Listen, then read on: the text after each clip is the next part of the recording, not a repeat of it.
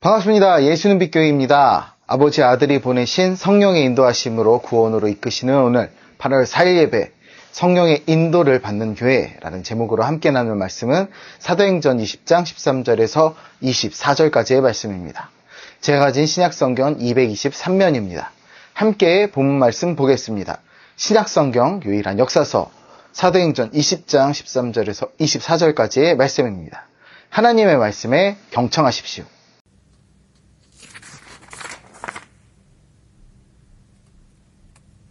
우리는 앞서 배를 타고 앗소에서 바울을 태우려고 그리로 가니 이는 바울이 걸어서 가고자 하여 그렇게 정하여 준 것이라. 바울이 앗소에서 우리를 만나니 우리가 배에 태우고 미둘레네로 가서 거기서 떠나 이튿날 기오 앞에 오고 그 이튿날 사모에 들르고 또 그 다음날 밀레도에 이르니라. 바울이 아시아에서 지체하지 않기 위하여 에베소를 지나 배 타고 가기로 작정하였으니 이는 될 수 있는 대로 오순절 안에 예루살렘에 이르려고 급히 가미러라. 바울이 밀레도에서 사람을 에베소로 보내어 교회 장로들을 청하니 오매 그들에게 말하되 아시아에 들어온 첫날부터 지금까지 내가 항상 여러분 가운데서 어떻게 행하였는지를 여러분도 아는 바니 곧 모든 겸손과 눈물이며 유대인의 관계로 말미암아 당한 시험을 참고 주를 섬긴 것과 유익한 것은 무엇이든지 공중 앞에서나 각 집회에서나 거리낌 없이 여러분에게 전하여 가르치고 유대인과 헬라인들에게 하나님께 대한 회개와 우리 주 예수 그리스도께 대한 믿음을 증언한 것이라. 보라, 이제 나는 성령에 매여 예루살렘으로 가는데 거기서 무슨 일을 당할지는 알지 못하노라. 오직 성령이 각 성에서 내게 증언하여 결박과 환난이 나를 기다린다 하시나 내가 달려갈 길과 주 예수께 받은 사명 곧 하나님의 은혜의 복음을 증언하는 일을 마치려 하면은 나의 생명조차 조금도 귀한 것으로 여기지 아니하노라. 아멘.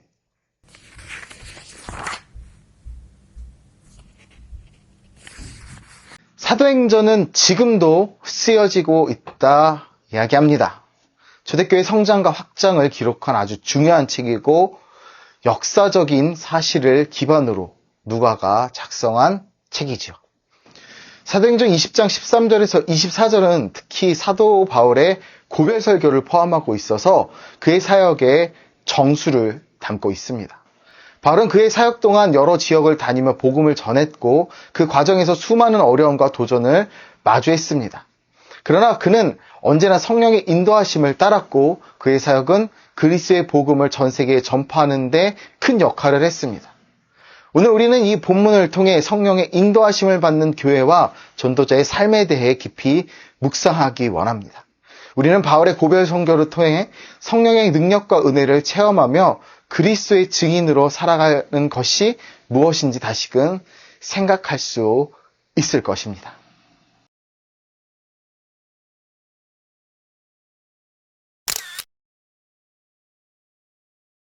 오늘 본문 2절, 7절에서 12절까지는 유두고 사건이 나옵니다. 이때 바울은 드로아에서 일주일을 머물며 성도들과 교제하고 가르쳤습니다.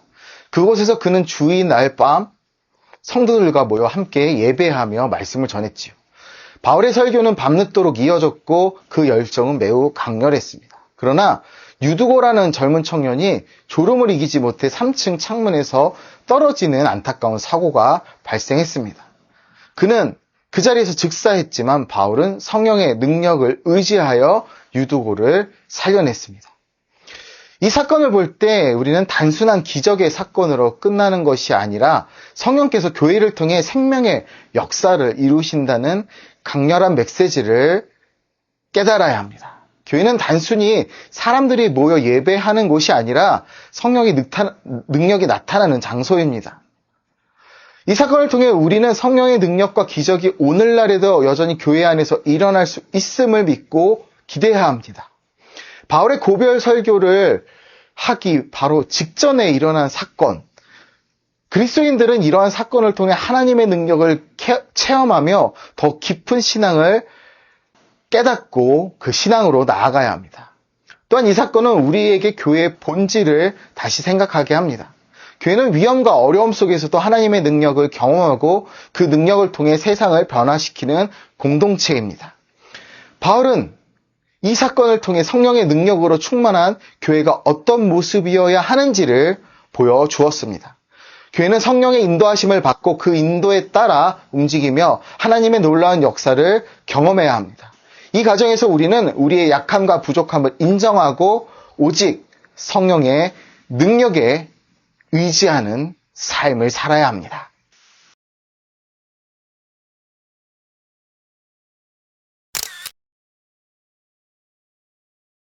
이제 오늘 본문 13절을 시작하며 바울과 그 동역자들은 드로아를 떠나 앗소로 향했습니다.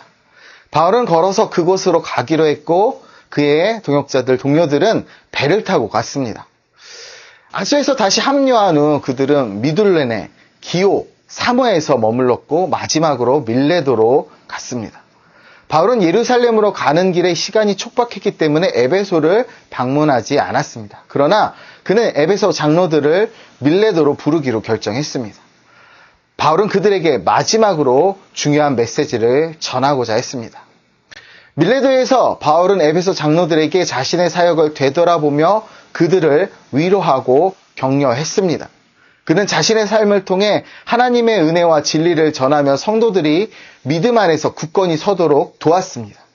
바울은 성령의 인도하심에 따라 자신이 어디로 가든지 하나님께서 함께 하심을 확신했습니다. 성령께서 교회의 생명에 위로를 주시고 성도들이 서로를 위로하며 격려하는 공동체를 이루게 하십니다. 교회는 어려운 상황에서도 성령의 위로와 평안을 경험하며 서로에게 힘이 되는 공동체가 되어야 합니다. 바울은 자신의 삶의 마지막을 준비하면서도 성도들을 위한 사랑과 관심을 아끼지 않았습니다. 그는 자신이 겪은 모든 고난과 어려움 속에서도 하나님의 은혜를 경험했고 이를 통해 성도들을 위로했습니다. 이러한 모습은 오늘날 우리 교회가 본받아야 할 중요한 모범이죠. 교회는 성령의 인도하심에 따라 움직이며 성도들, 그리스도인들이 서로를 위로하고 격려하는 공동체가 되어야 합니다. 우리는 서로의 약함을 감싸주고 하나님의 은혜로 서로를 격려하며 믿음 안에서 굳건히 설 수 있도록 도와야 합니다. 정죄하거나 가르치려고 하는 것이 우선되면 그것은 세상 법전과 다르지 않습니다. 성령께서 주시는 위로와 평안을 통해 우리는 세상의 고난과 어려움을 이겨낼 수 있습니다.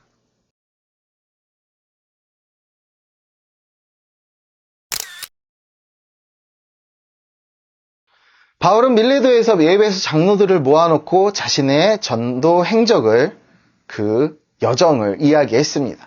그는 겸손과 인내로 주를 섬기며 공공연한 자리에서도 소그룹에서도 주저함 없이 예수님의 복음을, 예수님의 사랑을 전했다고 말했습니다.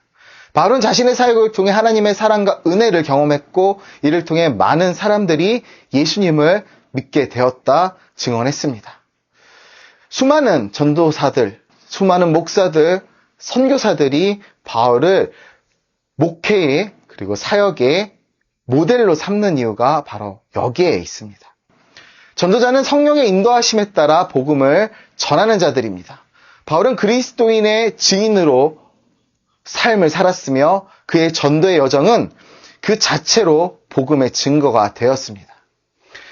바울 자신의 삶을 통해 복음이 어떻게 전해지고 하나님의 사랑이 어떻게 사람들의 삶을 변화시키는지를 보여주었습니다. 교회는 이러한 전도자의 행적을 기억하고 그들의 열정을 이어받아야 합니다. 우리가 그렇기 때문에 선교하는 교회가 되어야 되고 선교사들과 복음을 전하기 위해 애쓰는 자들을 섬기는 일을 해야 합니다.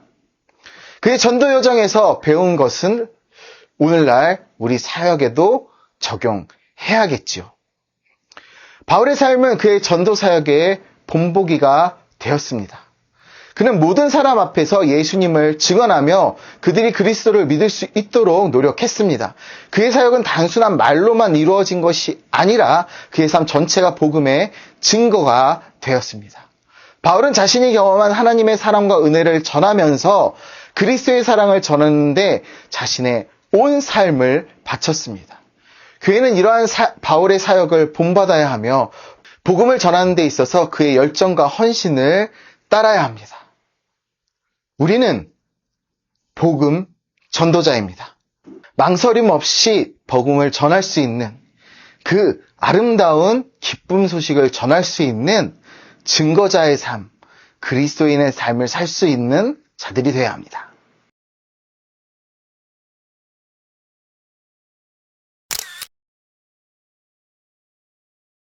바울은 예루살렘으로 가는 길에 많은 어려움과 고난을 예상하고 있었습니다. 그렇기에 이 설교가 고별 설교라고 이야기하는 것이죠. 그는 성령께서 그에게 다가올 고난을 미리 알려주셨다고 말했습니다. 그러나 바울은 그럼에도 불구하고 자신의 생명을 아끼지 않고 하나님의 은혜의 복음을 증언하는 일을 다짐했습니다. 그는 자신의 사명을 완수하는 것에 모든 것을 걸었으며 그 어떤 것도 그를 막을 수 없었습니다. 바울의 사명 선언문, 사도행전 20장 24절, 바울의 결단은 오늘날 우리에게 큰 도전이 됩니다. 우리는 성령의 인도하심을 믿고 따르며 주어진 사명을 충성스럽게 감당해야 합니다. 교회는 성령의 인도하심에 따라 계획을 세우고 이를 잘 지켜 나가야 합니다. 성령님께서 주시는 지혜와 능력으로 우리는 계획을 세우고 그 계획을 충실히 실행해 나가야 합니다. 물론 우리의 인간적 계획이 모든 것이 되어서는 안 되겠지요. 성령님이 주시는 계획, 그리고 성령님이 이끄시는 계획을 실행해야 합니다. 바울의 헌신과 용기는 우리 모두에게 귀감이 됩니다. 바울은 자신이 예루살렘에서 겪을 고난을 두려워하지 않았습니다. 그는 자신의 생명을 바쳐 복음을 전하겠다는 굳은 결의를 보였습니다. 그는 하나님의 은혜의 복음을 전하는 것이 자신의 사명임을 확신했으며 이를 위해 어떤 희생도 감수하겠다는 마음가짐을 가졌습니다. 교회는 이러한 바울의 결단을 본받아야 하며 성령의 인도하심을 따라 충실히 사역을 수행해야 합니다. 우리는 우리의 사명을 완수하기 위해 무엇을 해야 할지 진지하게 고민하고 이를 위해 최선을 다해야 합니다. 우리의 달려갈 길이 어디에 있습니까? 바로 그리스도 예수의 복음을 전하는 일에 있습니다. 내가 계획할지라도 하나님이 하십니다. 우리 그 하나님을 의지하는 삶을 살아야 합니다. 무엇을 해야 할지 방황할 때 먼저 우리의 생명을 그리스도 예수께 맡기기 원합니다.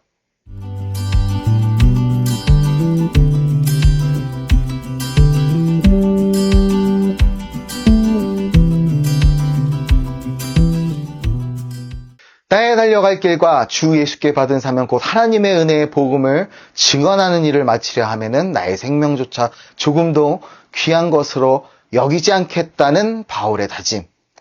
성령님은 교회를 통해 생명의 역사를 나타내시고 전도의 결과를 이루십니다. 우리는 성령님의 인도하심을 받아 복음을 전하고 교회 안에서 서로를 위로하며 전도자의 행적을 기억하고 그 전도의 계획과 우리의 사역의 나아감을 잘 지켜나가야 합니다. 바울의 이 전도사역과 고별 설교는 오늘날 우리에게 큰 도전과 교훈을 줍니다.